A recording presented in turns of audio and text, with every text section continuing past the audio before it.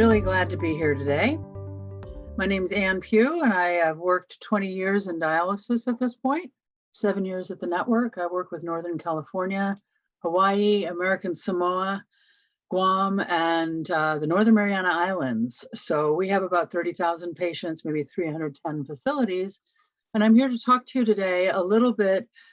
A very quick talk. It's going to be 30 minutes for a very large topic, but we're going to talk about, give you some de-escalation techniques and talk about some difficult staff-patient situations. I have no financial disclosures. I work on the weekends as a perinatal social worker, so I work with moms and babies at a local hospital, and I work in the NICU. So that's nothing to do with ESRD, thank goodness. So that's my other world. Our objectives today, these are some things that we're going to be teaching. Overall, my objective is to give nurses, I imagine some of you are floor nurses and some of you are clinical managers or facility administrators. And I think we don't do our nurses any favors by not training them in leadership skills and some communication skills on the floor. Because if you think about it, as well as some psychosocial techniques, right? Because you guys have mad clinical skills, our techs too, right? But at the same time, we're dealing with people. And now more than ever, people sometimes do not appreciate the lovely treatment we're giving them with this fun treatment that is dialysis. So we have kind of psychosocial things that are coming up as we're trying to give a very careful and good clinical care. So I wanted to kind of give some basic teaching, some things you can hang your hat on. One of the good things is that we don't get all that much practice in dialysis using these de-escalation techniques, because in general, most of the days, most of our patients, we can handle it with what we know. Maybe our relationship is carrying us through. Our relationship with the patient is carrying us through any difficulties that we're having, but I don't know. I mean, it's something like if you were an ER nurse, you'd be getting lots and lots of practice on this, whereas dialysis is a little more infrequent. So I think it's good that we talk about things along the way so we can get better at this kind of things. Some basic de-escalation techniques are really important and it helps patients do better. It's just good care. So dialysis is a wild and woolly and interesting community. I don't need to tell you guys this. One of the interesting things with dialysis is that there's a bit of a fishbowl effect. It's like, you know, in business, they talk about the optics. What are the optics of something? Well, in dialysis, the optics are kind of how do things perceive? How do things come across to other people in the room? And so not only are you helping the patient that may be in distress, you're also communicating all over the map to the people that are watching, family that may be watching. And so this makes it important, even more important than just good care, that we kind of have our we got this face on, you know, anything that's going on, we can figure this out. The kind of leaving your own stuff at the door as much as possible, given that now things are very different. We're stressed out a little bit more. We're wearing PPE. We may not even be recognizable to our patients. So it's something that I know that we have the skills to do this on the floor because I've watched so many kind of code blue, like when you need to use CPR, when you need to bring the crash cart over. I've always felt that it's amazing. The same team that would just kind of come running for me as a social worker saying, so-and-so's yelling, I don't know what to do. It wouldn't be quite like that. But anyway, you know, so-and-so's really upset, you need to come out. That same team, if there was need for CPR, everybody would it was like this ballet. It's like everybody knew exactly what to do. The people would come over with a crash cart, the person that knew. It was like they were talking to each other some, but they weren't. I mean, everybody, it was amazing. And I would just watch it and patients would comment on it. And they would tell me that it made them feel really safe, right? And that's an amazing thing. So it's like, the idea is that we can do kind of psychosocial code blue ballet in the same way, because in the same way that patients can't control when their heart may stop or when they may become unresponsive, they also sometimes can't control when they just kind of can't handle it anymore and they have a meltdown, and it can happen to anybody. So there's certain things we need to know. Professionalism, staying professional, keeping very clear boundaries is very important. This can be difficult in rural communities. Often the staff are related to our patients, or you may know them from outside, or you may see them outside.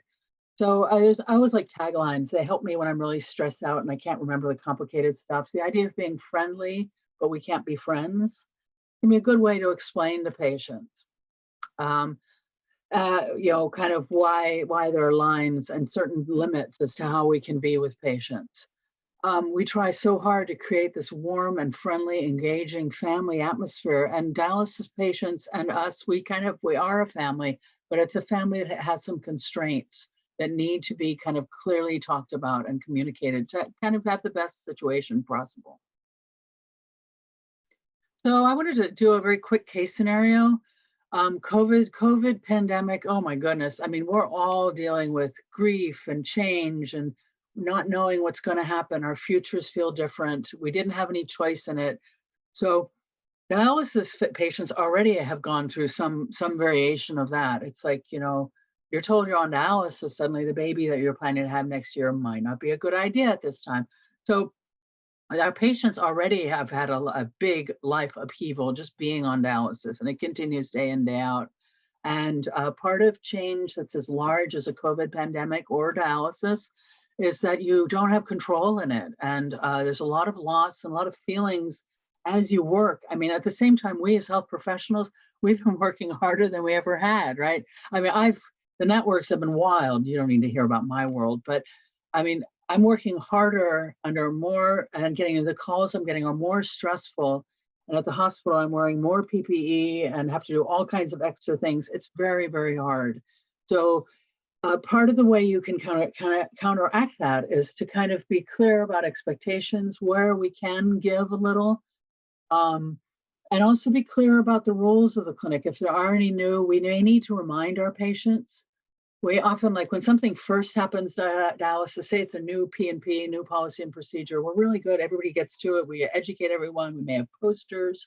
We've got huddles, all this mess, and we talk about it. But then a month or two down the road, we may get a new staff on the floor. We may have new patients, and it's not as present in our minds, and we forget to train them, or we forget to remind. Our patients also have come from different places, health literacy deficits. They may not hear well. Lord knows I can't hear my mom hardly at all with a mask on. It's amazing. And I've got decent hearing. I don't know. There's uremia, there's a mental illness, just being so agitated and irritable that you can't hear very well. So we need to repeat things. And this scenario is a kind of a compendium of various things that happened. And part of it had to do with not clearly telling this patient the rules of the clinic. He was a new patient.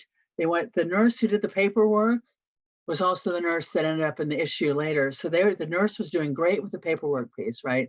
Kind of explaining the expectations, they started a pre-assessment with the patient.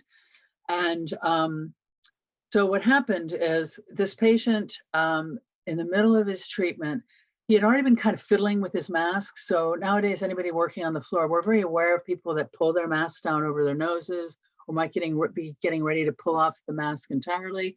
So they were aware that he was kind of fiddling with his face. And then at a certain point, he had been on the machine, I don't know, maybe an hour. He was starting to relax. So he figured, well, I'm going to have my lunch, right? Which is good. We want that patient to relax. But of course, eating on the floor is something that had not been mentioned to the patient.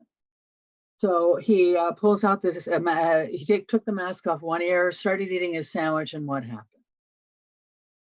Well, he had 3 people show up, two of whom he had never met, full PPE, completely, very quickly saying, if you don't put that mask back on, you can't have dialysis.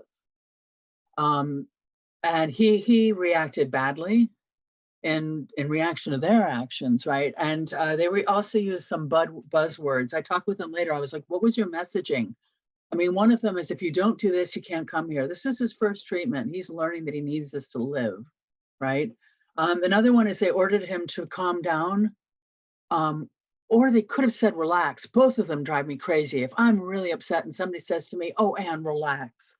Part of me, I swear, I don't know if you're the same as me, but you may get more excited. I mean, for me, it's like a red flag to a bull, because in some ways, when somebody says relax to me, half the time it's the person who could have changed the situation that upset me in the first place.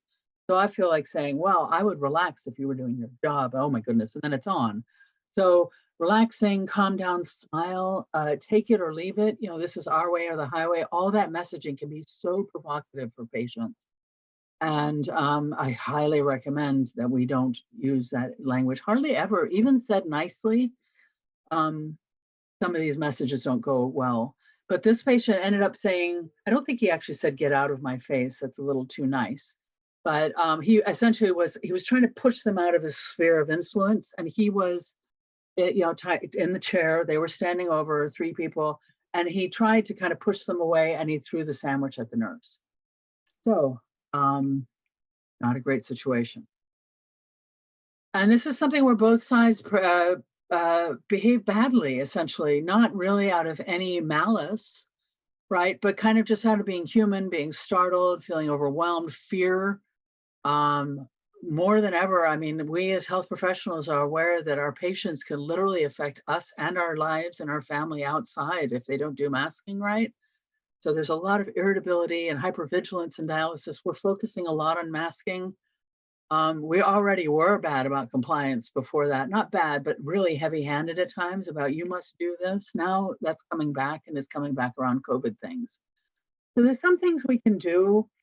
Facility-wise, I mean, reminding patients ahead of time of changes, of policies gently at the time, say, oh, I'm sorry, you can't be having a sandwich at this moment. Or there's other ways this could be worked. For instance, you could bring over the privacy screen and say, would you mind terribly kind of maybe having half of it, eating it quickly and putting the mask back up, and explaining why, seeing what's going on with the patient.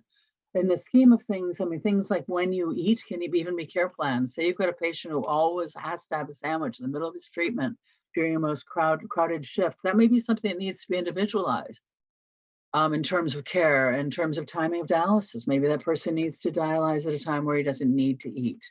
Maybe he could drink a shake. I don't know. There's other ways to deal with things. There are some recommendations on the slide. Having one person at a time to talk to a patient is a really good idea. This patient in this scenario couldn't see well. So for him, it was 3 large white objects that were essentially, he felt, being yelling at him, scolding him, and he couldn't recognize who they were. So his vision came into play. The other thing also is when you've got something to say to a patient, if it takes anything longer than 60 seconds, I would say get a chair, sit down. Because otherwise that power position of standing over somebody who literally cannot get out of the chair feels very threatening. And I've had men saying, what did they think I was going to do? I was tied to a chair. I mean, I had to use my words to push back. So, all right. So more patient-oriented interventions, interrupting a behavior when somebody's doing something that's making the floor feel unsafe, or it's disruptive, or it's abusive. Giving them a sec, saying, hey, I'm sorry that happened. Let's just take a minute. We'll be right back. I can look into it. Whatever the appropriate intervention is. If you're involved and it's not working well, whatever you're doing to de-escalate, get some help, get someone else to come in. Acknowledging the patient that they've been heard, even if what they're asking is crazy. I mean, patients come up with crazy stuff the same way we do, right? So, but asking, try to see if you can get information as to what would make the situation better. Reviewing all the rules can be done maybe later when everybody's a little bit more calm, perhaps the next treatment, perhaps over the phone. It's very important that we do that because patients usually don't come in thinking, I'm going to violate rule number 4. It's usually something that happened, and sometimes we are the precipitants, okay? The other thing also, if it's something like, say the patient's just upset that the ice machine is gone or something, you can always start a grievance and say, that is something, we can look into that and we'll get back to you. And half the time, by the time you get back to the patient, have looked into things, just the courtesy of looking into their concern, even though you and I both know that the ice machine probably was taken away for a reason, going through it and going back to the patient and taking the time, that patient then may tell us something we need to hear in the future. It's just good to at least be able to jot down a patient's concern, begin a grievance process, and then you can hand it off to the people that have more time to take care of it or are more appropriate to take care of it. So as a floor nurse, I mean, being able to say, you know what, you're absolutely right. It could be a Saturday. So I have no idea why that changed. I will look into it and we'll get back to you. That is good care. And it's really kind of saying, I don't know, I'll figure it out. But it can often calm things down. So more patient orientation, patient-oriented interventions. Those of you who are on the operational side, I mean, we have parents of the unit. We have both the medical director, de facto parents. So we have the medical director and the management. They're the ones that are going to make decisions more operationally. If a patient tries to hit a nurse or throw something at a nurse with intent to harm, it can be a very different situation. An involuntary discharge could be on the table after having assessed what was going on with the patient. So there are various interventions that you may know. All you floor nurses may be less interested in this. If your first rung of interventions for somebody who's being really disruptive and abusive or maybe bullying on the floor, if the first rung of interventions are not working by the floor staff and you guys are trying to work together and using some of the things we're talking about in this talk, you guys may want to consider marking the patient unstable and triggering a formal care plan, a proper root cause analysis all the way across the board. Some disruptive and abusive behaviors can have organic causes as well. It can be a good idea to do a primary visit with refer a patient to see their primary, a psychiatrist, things like that. So sometimes doing the unstable assessment can be a really good idea. So that's also, you're expected to do that per regulation, the conditions for coverage. So, okay, so now I'm going to move in a little bit to the actual behaviors themselves and some de-escalation techniques. And we need to kind of, each patient is different, right? For what is routine for us may not be at all routine for patients. And patients may bring things to the table that we don't know and we need to find out. So building a relationship is always the best thing to do. Knowing a little bit about a patient can make things so much better if something goes bad. Like say you've got somebody that used to be somebody, like, somebody used to be the principal of a high school, right? And everything you say, once you know that about their career, you kind of know that this is somebody who all their life was known as Mr. So-and-so.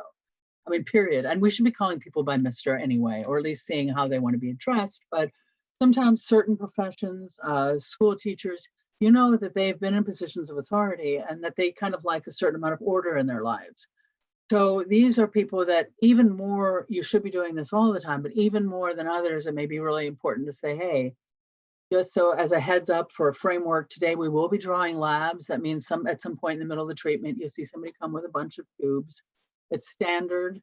If you want, you can ask what the labs are for. And at this time, I'd like to take your blood pressure. Are you ready? Is that okay?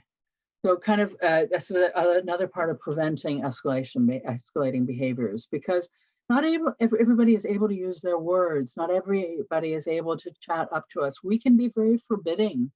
Analysis, kind of the way we come across. Our sweet smiles and our cute faces are being blurred by PPE nowadays. And they may not be as sweet because we're also, all of us are feeling stressed. We're all not really doing all that okay, some worse than others, but this is not a great time in the world. So when patients are hostile or mean to us, they're always, a behavior or an outburst is a form of communication. I mean, think about it with babies. When they cry a particular way, you know exactly that they need their diapers changed. With our patients, there are some patients who you have a sense that perhaps they're not feeling well. Time and time again, when I've had a patient who has any kind of altered level of thinking, when they're crying out, it may actually be pain. They just kind of can't quite say, I think my blood pressure is starting to drop. I'm starting to have a headache right now. Could you please come over and help me out? So, when patients are hostile or angry or have outbursts, they may be trying to explain some of these things to you. And that's something to be aware of. And helplessness, powerlessness, there are things that we can address with that. Fear is very nicely counteracted by information and just kind of caring, kind of saying, hey, you're called out. What's going on? How can I help? And also what happens with anger is it sometimes may have nothing to do with us, right? And this can be really confusing for us because the people that work in dialysis are we're some of the nicest people I know who deeply care. It can be downright confusing as to why a patient would lash out to us. And there's reason for that as well. I mean, some of it is that a patient may not have chosen to be in a need for help role. Many of our patients present the fact that they're dependent on us. And then you also have the people that they're dependent on. I mean, a lot of every so often I'll talk to a grievant at the network and they're like, I don't know, 69, they've retired. And the person they're having issues with is like 24, has never been in the ER, that they're beginning at their career. They've never been ill really to the extent that this elder is. And this elder at that time may have had several kind of middle of the night 911 experiences. And that literally their life experiences are so different that it's almost like a setup that that the tech may come across and maybe come across as like not condescending, but maybe taking things too lightly in the patient's view. So it's kind of, it can be helpful to know kind of what has happened with the patient.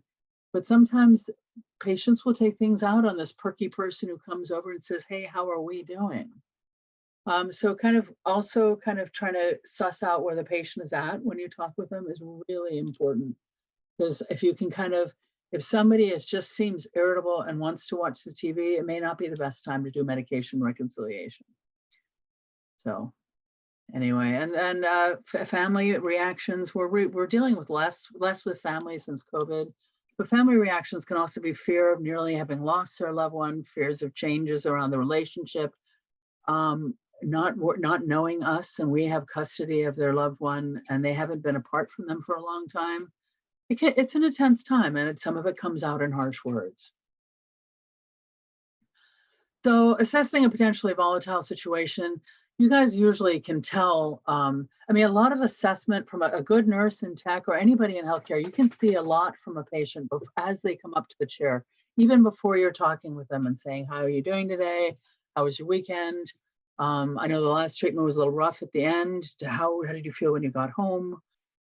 So kind of looking for signs, patients sometimes before they're about to act out might be more kind of, more active kinetically, like with hands or shoulders or how they look. Grinding of teeth, you can sometimes see a clenched jaw. And so if you start to see that kind of thing, it may be a good idea to come in real gentle and really, really be careful with permissions or kind of explaining things. If just somebody feels, I mean, I've been using the word jangly a lot today. I've been feeling like people are jangly. And if somebody feels jangly, just kind of, off, irritable, it can be really good. Just come in really slow and careful and try to figure out what you can do ahead of time. Maybe look at the dry weight first to see if there's going to be a treatment where you might need to reschedule and kind of see, like reschedule, like have a puff at the end, just kind of try to figure out what you can do. And know your limitations. There are some things that we cannot fix in dialysis. Some patients may truly need to see a GI specialist. And one of the biggest goals also with de-escalation or somebody who feels jangly or not in great form is also not to do any harm. We do not want to do harm. We don't want to make anything worse. And sometimes we do. You've got somebody who moved heaven and earth to get here and they're a little late, and then we descend on them saying, you got to be here on time. You're put on 9:15. I mean, it's like that's a setup for somebody to be upset because they're trying and we didn't acknowledge it. Matter of fact, we scolded them. So anyway, so focusing on the patient, that's kind of what I've been talking about for the last few minutes. Focusing on the patient, not the rules. Safety is a so much better focus than these are the rules. The rules and the policies and procedures are created for safety. And some patients really don't care about other people, nor should they at times. I mean, if somebody's completely miserable and we say you're disturbing other people, it's like they're miserable. We have to figure that out. So let's kind of background a bit, kind of a general approach. There are 10 areas of de-escalation that I want to talk about very briefly today. Physical and personal space is important. This is part of what I was talking about, sitting down. If there's something going on that's going to take any longer than a minute, it changes the dynamic completely. It also changes the volume of how we talk and what gets disclosed. It changes privacy. It may be a little harder for other people to figure out. Patients are always very interested when a voice gets raised. Not being provocative, that has nothing to do with being sexy. It has to do with not making statements that could be provoking. Like, I'm going to call the police, or you're late, or, oh my God, how do you even manage to drink that much fluid? I don't even know how you do it. Or big gulps, what? Or I don't know, all these things. I mean, we sometimes think we're maybe being funny, but some of these things can get taken very, very wrongly by patients. And then it can kind of get things going. As I said, new rules, policies, don't threaten with the police. If you don't do this, you might have to leave. Although that may be true, sometimes it's not helpful to say it. Sometimes it can be best to safely get the person off and then try to figure out what's going to happen. We can sometimes say things like, we need you to calm down to continue dialyzing today, but it's a lot with it has to do with how you put things. Establishing verbal contact is very important, using the person's name. I don't know. I mean, when I'm really enraged or a mess, I mean, just kind of like, hey, we got you. Kind of that. Oh, it's almost like mom talk, soothing kind of things can really be amazing for me. And I think it's the same for many. I see other nurses in the hospital. If somebody's yelling, you speak quieter. If somebody's too quiet, you may speak a little louder. Using open-ended questions. If somebody's really just kind of shut down, you kind of say, hey, what do you think about the weather, huh? I mean, something to kind of get things different. Saying to a patient at the very beginning of a treatment, we're going to have to cut your treatment because you're late. That also can be very provocative. Finding out what the patient wants, what their feelings are, what is their desire. And even if it's something we can't grant, kind of noting that can be helpful. Like if you had your druthers, what would have been a better way to do this? Some of this is better to talk about after de-escalation, after things have calmed down. One of the things with de-escalation is we've got all the time in the world to prevent it going up to the incident. And then you only have a very small window to try to reverse course. Or that same small window, you can make things worse, right? So these things, it's hard to do some of this stuff is right. Clear limits and expectations can be really good. Kind of repeating, hey, I need you to stop yelling. You cannot be yelling. It's scary. It's scary to everyone here. We know you're uncomfortable. We were going to figure this out. Being optimistic, we're here for you. We can figure this out. It may take a minute, but we're going to work with this together. And then debriefing is something that you do after an incident. And it's more about kind of how did that go? Other patients may need some reassurance as to what happened. They may also try to get information from you. We always have to dodge that one a bit. But it's something where also talking with staff, how did that feel? What do you think we could have done better? Patients sometimes may have very incredible feedback. I mean, that's where our audience, our floor show can be amazingly helpful. I swear my patients would know when I'd gained or lost a pound before I did. They're that perceptive. I've had patients that call the network that say things like, I know for a fact they don't clock out sometimes. I was like, wow, how do you notice that? But anyway, so sometimes asking a patient information about how something went down can be very helpful, because when something acts out on the floor, it's as I spoke of before, it's often a rare event and it can be very dramatic and also very scary. And nowadays with shouting, yelling, you may have mask removals, COVID, right? So, and then also sometimes we just can't, we can't do everything. You guys are handling needles, you've got pods of 4 to 1. If you're a tech, let 10, 11, 12, 13 patients as a nurse, if somebody's on break, maybe more briefly. You may not be able to handle everything. Sometimes maybe all you can do is to try to hold the person in the chair, and then you may need somebody to help you with the disconnect, and not just another professional. You may need some law enforcement or security to help. It can be helpful to have a little page, like, can somebody page Dr. Green? Just yelling, please call 911, can make a patient get more excited.